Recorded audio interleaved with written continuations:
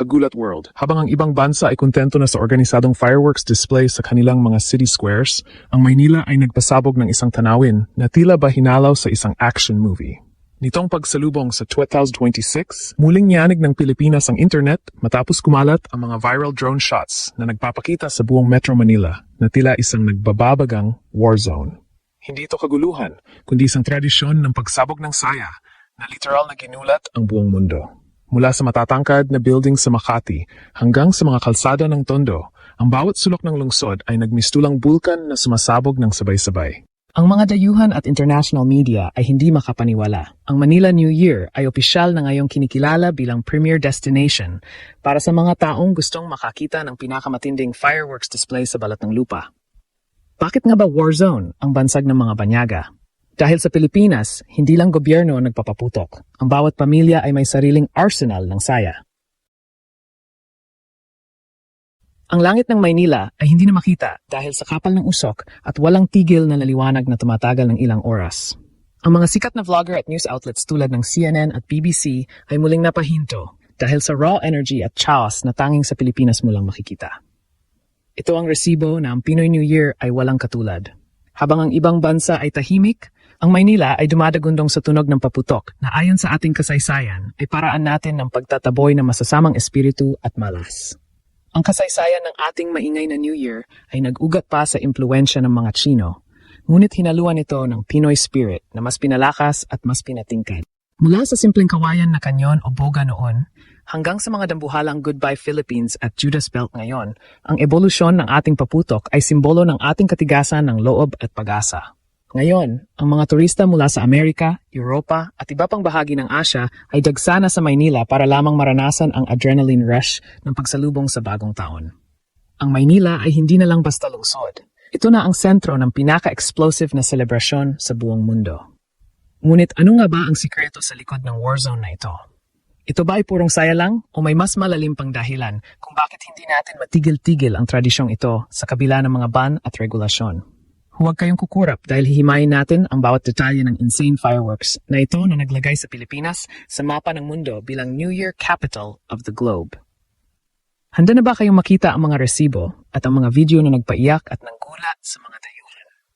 Ang kwentong ito ay hindi lang tungkol sa ingay. Ito ay tungkol sa ating pagkakakilanlan na kailanman ay hindi matatalo ng kahit anong usok. Sa pagsalubong sa 2026, muling napatunayan ng Maynila kung bakit ito ang tinaguriang New Year Capital of the World sa mga usap-usapan sa social media. Habang ang ibang mga bansa gaya ng Australia at Singapore ay ipinagmamalaki ang kanilang maayos at sentralisadong fireworks display, ang Metro Manila ay nagmistulang isang higanteng war zone kung saan ang bawat kalye ay may sariling laban.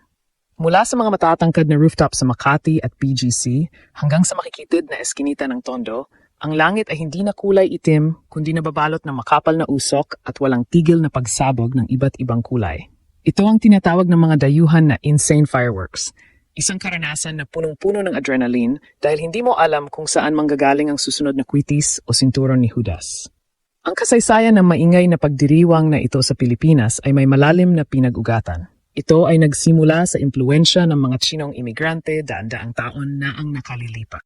Ayon sa paniniwala, ang paglikha ng matitinding ingay at maliwanag na mga pasabog ay mabisang paraan upang itaboy ang masasamang espiritu at ang maalamat na halimaw na si Nian na nagdadala ng malas sa bagong taon. Ang tradisyong ito ay niyakap ng mga Pilipino at hinaluan ng ating sariling bangis. Mula sa simpleng paggamit ng kawayan na boga hanggang sa pag-imbento ng mga dambuhalang paputok na may mga naka-alarmang pangalan gaya ng Goodbye Philippines, Bawang, at Pla-Pla, naging bahagi na ito ng ating pagkakakilanlan. Para sa mga dayuhan o foreigners na unang beses na nakasaksi nito, ang reaksyon ay laging nauuwi sa gulat at mangha. Maraming viral videos ang kumakalat ngayon kung saan makikita ang mga banyaga na halos hindi makahinga sa tindi ng usok at ingay. Habang ang mga lokal ay parang wala lang, masaya pang kumakanta at nagkakainan sa gitna ng mga explosion. Ang mga drone shots mula sa 2026 countdown ay muling nag-trending sa buong mundo na nagpapakita sa buong Metro Manila na tila isang buhay na bulkan na sumasabog. Ang mga resibo ay nasa social media. Ang Manila ay opisyal ng premier destination para sa mga mahihilig sa extreme New Year celebrations. Ngunit ang war zone na ito ay hindi lang basta ingay. Ito ay simbolo ng katatagan ng mga Pilipino. Sa kabila ng mga regulasyon at pagbabawal sa ilang mga delikadong paputok, ang espiritu ng pagdiriwang ay hindi natitinag. Ito ang gabi kung saan ang bawat kalsada ay nagiging entablado ng pag-asa. Habang ang usok ay dahan-dahang napapawi sa pagbukas ng unang umaga ng 2026, ang naiiwan ay ang kwento ng isang bansang hindi natatakot sa ingay, kundi ginagamit to para salubungin ang mas magandang bukas. Handa na ba kayong himayin ang mas malalim pang dahilan kung bakit ang chaos na ito ang pinakamagandang tanawin para sa mga turista? Bakit nga ba ganito katindi ang hilig ng mga Pilipino sa paputok? Ang sagot ay hindi lang tungkol sa saya, kundi sa isang kasaysayan na may lalim na daan-daang taon. Ayon sa mga eksperto, ang tradisyon ng pag-ingay tuwing New Year ay dinala sa atin ng mga Chinong mga ngalakal noong bago pa dumating ang mga Kastila. Para sa kanila, ang bawat putok at bawat ningas ng apoy ay panlaban sa masasamang espiritu at malas na nag-aabang sa pagpasok ng bagong taon. Ngunit sa paglipas ng panahon, Filipinized na ang tradisyong ito. Mula sa Bocao, Bulacan, ang tinaguriang fireworks capital of the Philippines, nagmula ang mga imbensyong yanig ang mundo.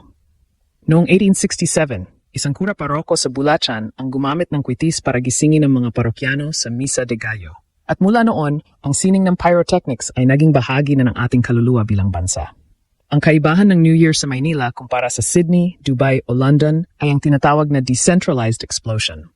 Sa ibang bansa, ang gobyerno lang ang may karapatang magpasabog sa isang specific na area. Sa Maynila, bawat kalsada, bawat kanto at bawat pamilya ay may sariling display. Ito ang dahilan kung bakit tinawag itong the real fireworks capital of the world ng mga sikat na travel vloggers nitong 2026. Ayon sa mga banyagang turista na dagsa ngayon sa MOA, BGC at Okada, Manila, ang pakiramdam ay tila ka nasa gitna ng isang 360-degree theater of fire. Hindi mo alam kung saan ka titingin dahil sa bawat lingon mo may sumasabog na kulay at liwanag. Ang adrenaline na dala ng danger at celebration na ito ang naging magnet para sa mga thrill seekers mula sa iba't ibang panig ng mundo. Ngunit ang 2026 ay nagpakita rin ng isang bagong mukha ng Pinoy New Year. Bagamat ang Warzone vibe ay nandoon pa rin sa mga kalsada, ang mga world-class resorts sa Entertainment City ay naghatid ng mga drone shows at high-tech pyromusical displays na nakipagsabayan sa level ng Las Vegas. Ang pagsasama ng tradisyonal na ingay sa kalye at modernong spectacle ang naging dahilan kung bakit ang Manila New Year ay naging viral muli sa TikTok at Instagram. Ang mga foreigners ay hindi lang nanood. Sila ay nakikisali na rin sa mga tradisyon gaya ng pagsuot ng polka dots para sa swerte at ang pagtalon sa hating gabi para tumangkad. Ang resibo ay malinaw. Ang Maynila ay hindi lang basta maingay. Ito ay isang living, breathing celebration na walang katulad sa buong planeta.